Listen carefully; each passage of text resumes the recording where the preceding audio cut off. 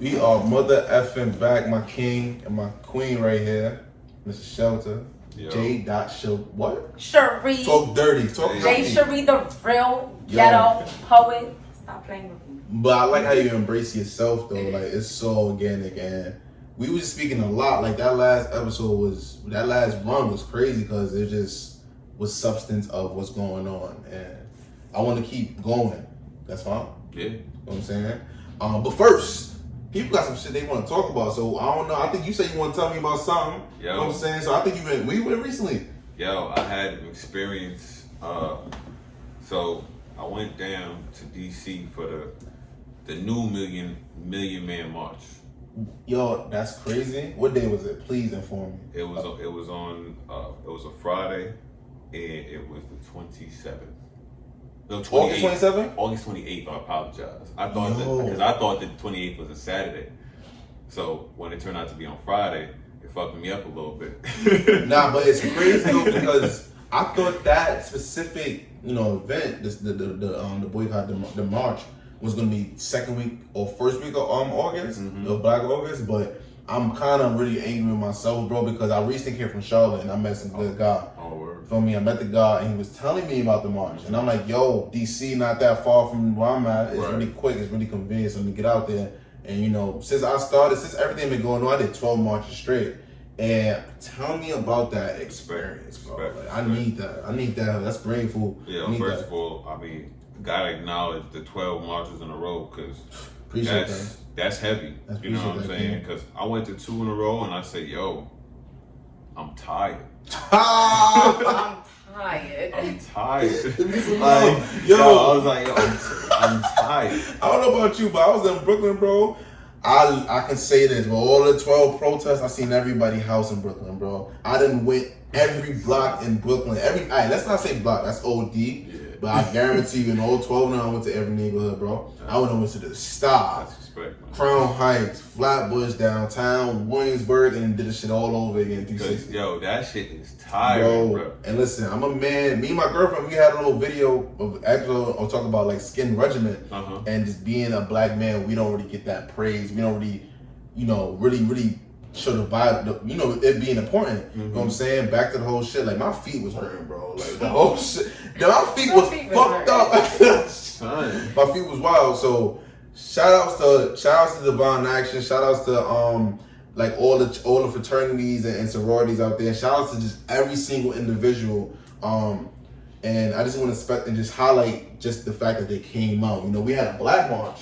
I know you're gonna go back into the DC shit. Yeah, so, go ahead. Like real quick, like so one of my frat brothers, one of my closest men, he's really about the Black Pride and Embrace Divine Action and Gerald. But we was able to be fortunate enough to see him held a Black March. He started from Bed-Stuy, the hub of the Black Panthers in Brooklyn. Okay. And we traveled throughout the whole Brooklyn. But what we did was, because I feel like the problem is every time there's an issue in our society, they put in other issues before us, and we need to be in the forefront of our issues. Yes. So I think like everything that was going on with the protests, it was just a lot of men there. You know what I'm saying? I mean, a lot of people of European descent, but they wasn't black people there in the front of their protest. You know what I'm saying? You can't have other people try to represent your issues when it's your story, if that makes sense. So shout outs to Gerald. We was able to hold the only Black March. In the beginning of the whole set, told him, listen, this is our problems.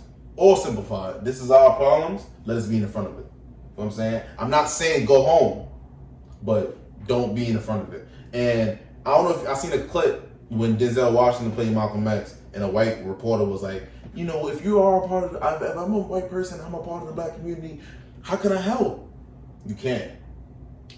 I don't think so. I don't necessarily do. Why not though? You need allies. Let's talk about it. You need allies. Yeah. I'm not gonna hold you. White people have privilege that we don't have. True. And them being our allies, they can use that privilege to help. They get listened to before us.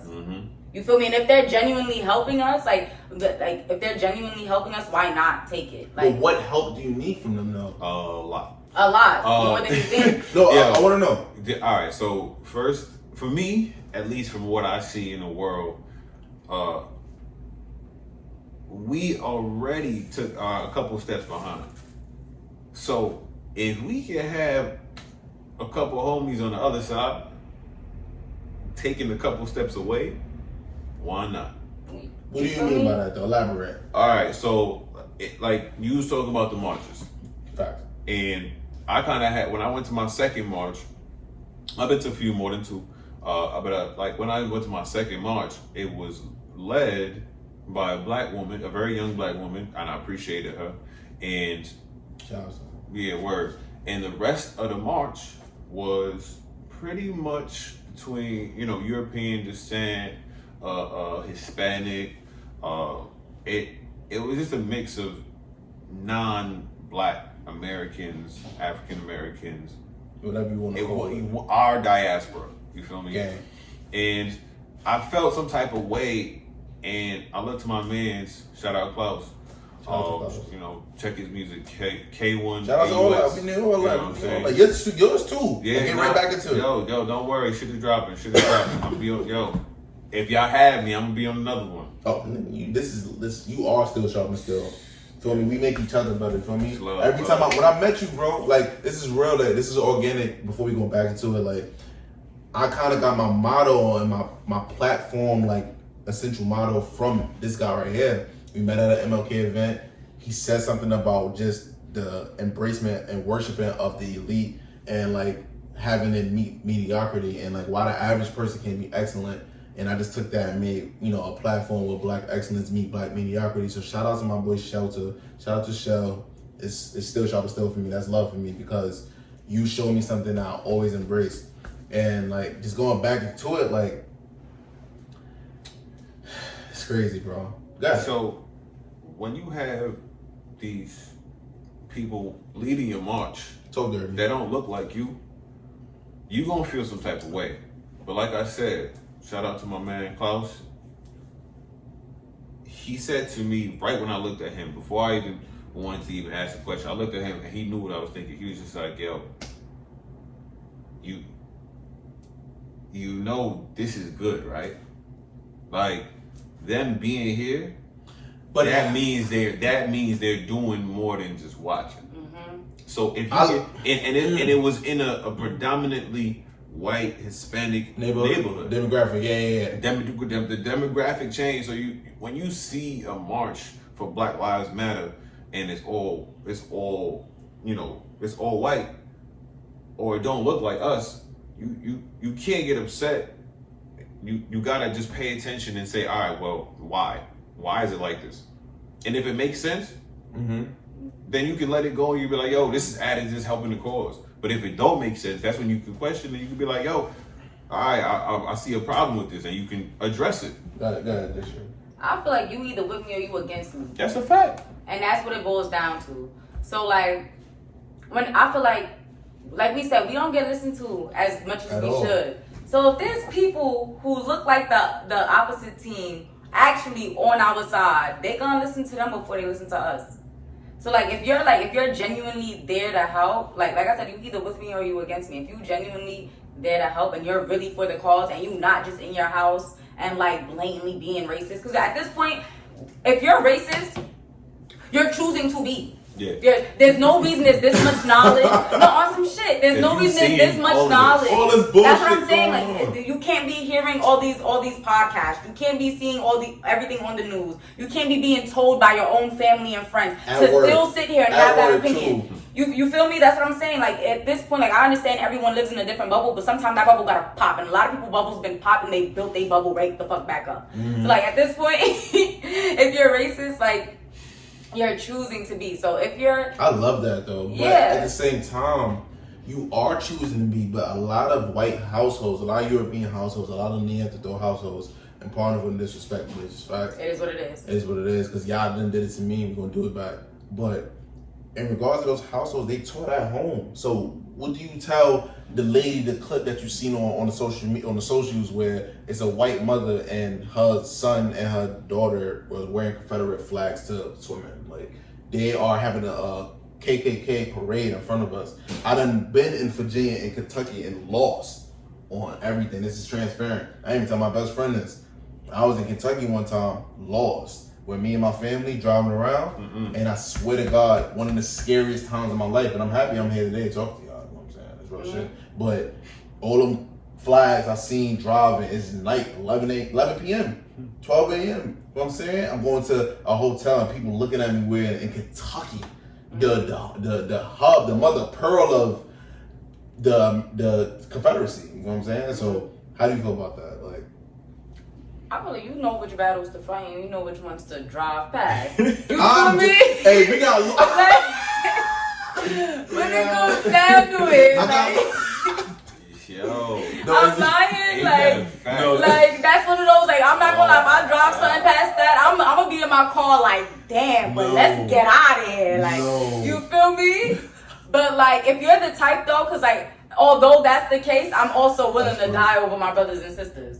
Okay. You feel me? Like, although that, like, I'm like, I will sit here and like think about my battles before I go into them. But like, when it comes down to it, every battle can go bad.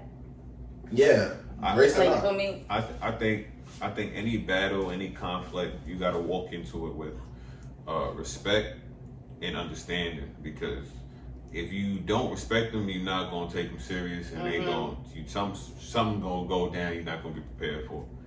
And if you don't understand who they are, then you'll never be able to get past what's really frustrating y'all and causing conflict. So I feel like respect and understanding will really cause you to say, okay, well, I'm in Kentucky.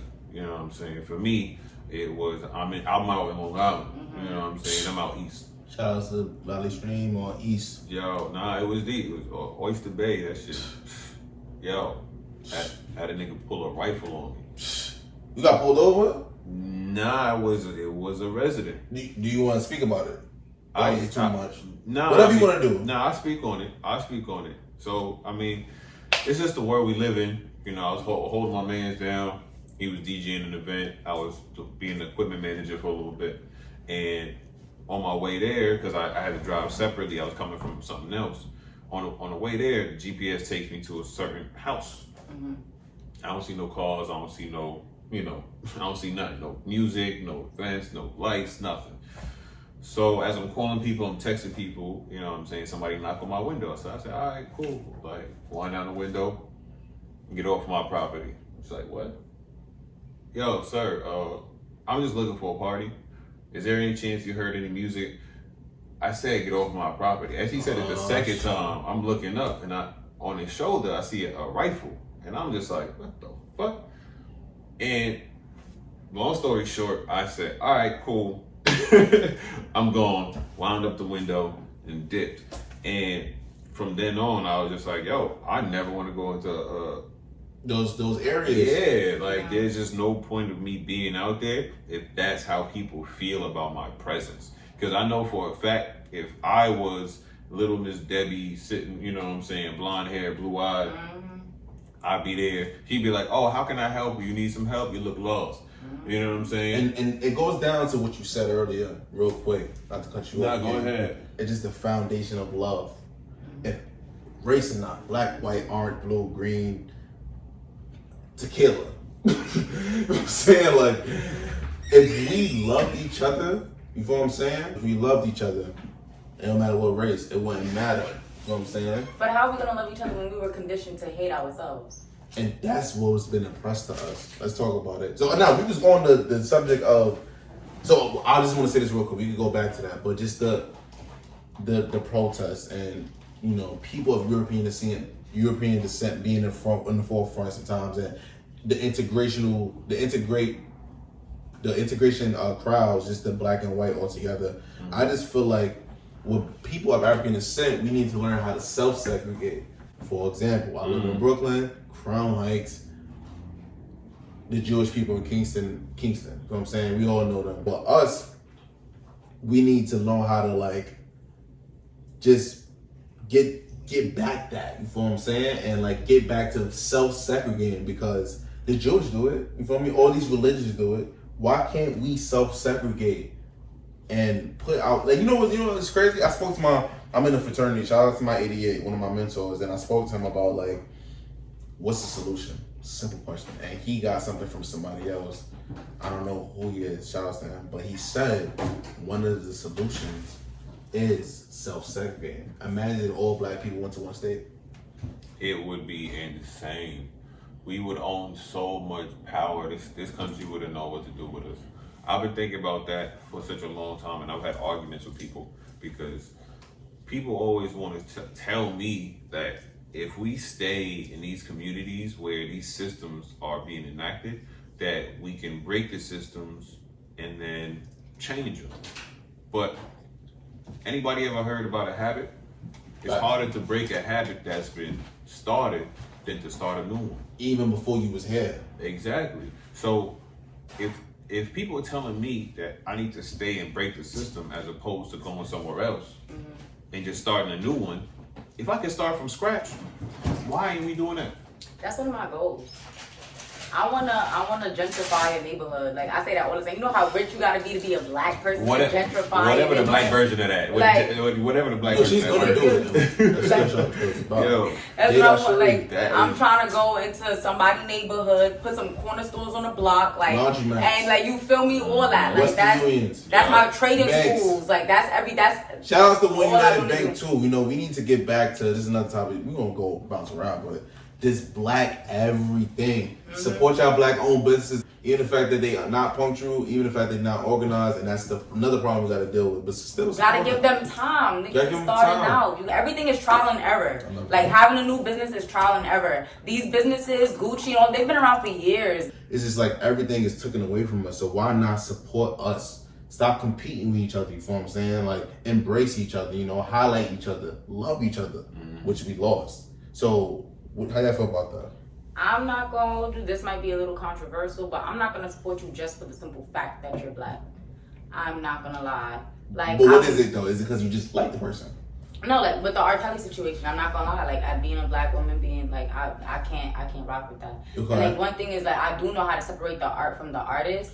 But like I'm an artist, so like I do know how to separate the art from the artist. Because even me, like some shit I be writing, like you can't take that and be like, oh yeah, that's my bop. Cause that may not be my bop. That could have just been how I felt in that moment. In the moment, you feel me? Yeah. Like you feel me? So I know how to separate the art from the artist. But I feel like one of the issues we have as a community is not telling each other when we're wrong. Like that's why we have all these. Yeah, like we like look at all these like things that happen within the household. Like there's a lot of secrets that happen in the black household and nobody takes accountability for it. No one gets penalized for it, and that's because nobody is willing to be like, oh, it's like I don't want to tear another black brother down. That nigga need to be brought down. Like like when it comes down to it, no matter how like brother or not, if you.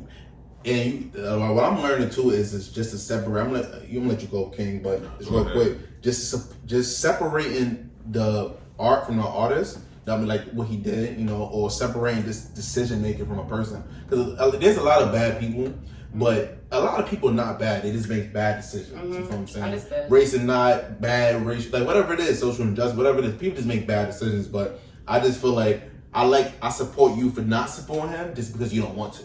Yeah, now I'm not gonna lie. Step in the name of love. Come on at somebody's wedding. I'm gonna have to step inside to side, like all of that. Like I'm gonna get up in there. Like, I'm not gonna. That's what I know how to separate the art from the artist. But nigga, you dead wrong. Like, okay, how you feel about that? Yeah. You wrong though. You feel me? I'm gonna tell you dead wrong. That's a bop though. But like you dead wrong. Oh man, y'all are jokes. Nah, but yo, real shit. I feel like if we were to take down our own when they fucking up, we would be able to rehabilitate and build back up. Can I get a toast? Yeah, we gonna take a shot. I like that. I like that. Damn it, Gina. Sheesh. Real That's shit. The one right there. Because facts. What they give us today is prison. So, and that's not rehabilitation at all. Go ahead, go ahead into the jungle.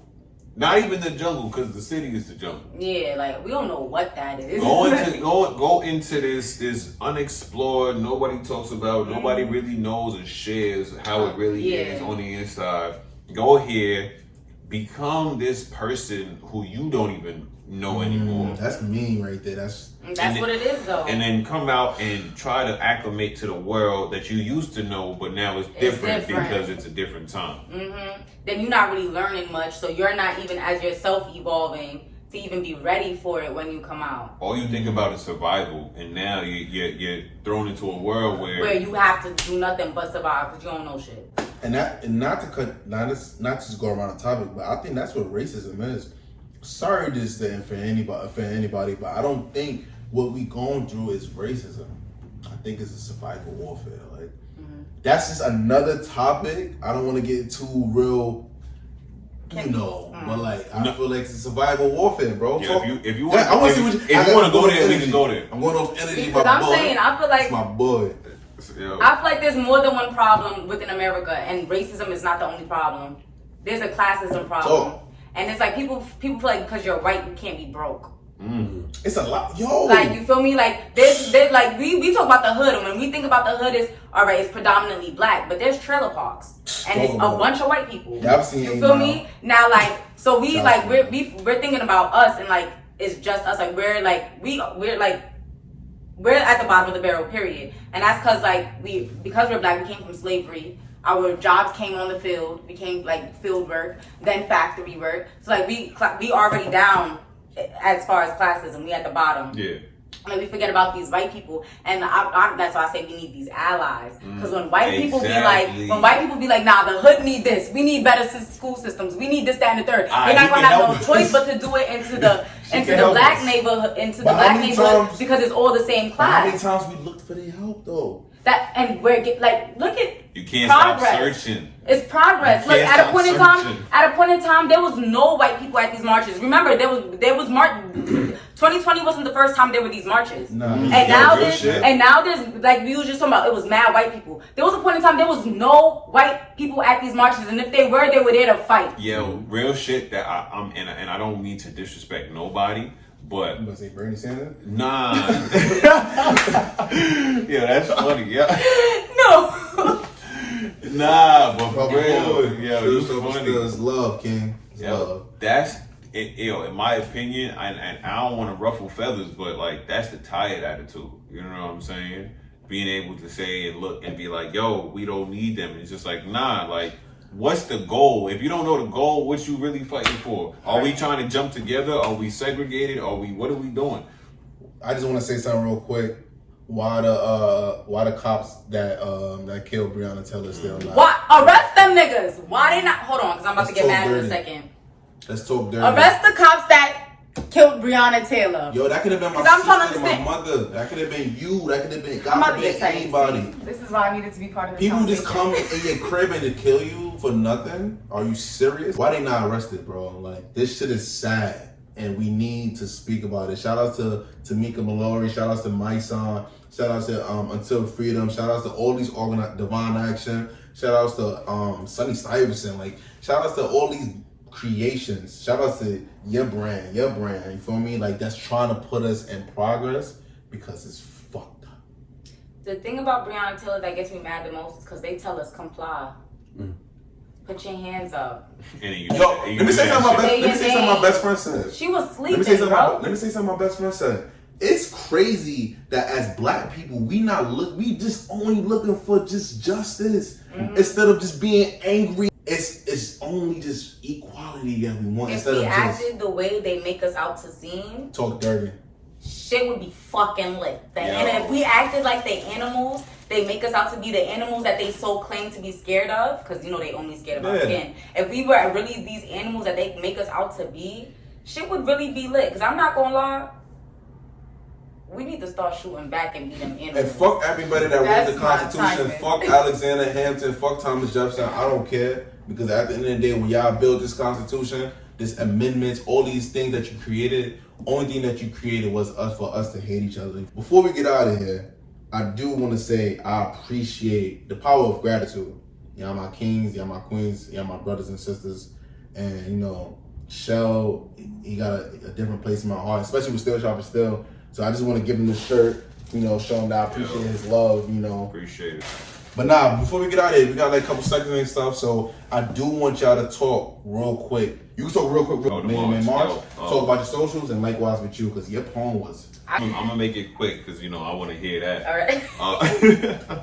Nah, but I went down to DC, me and my mans, and it was a different kind of experience that I feel like if you can try to watch it on YouTube, try to get something from it, because even if y'all was able to experience probably, I don't know, like 20% of what we saw, you guys would be touched. There were people everywhere, masked up, spaced out, but everywhere.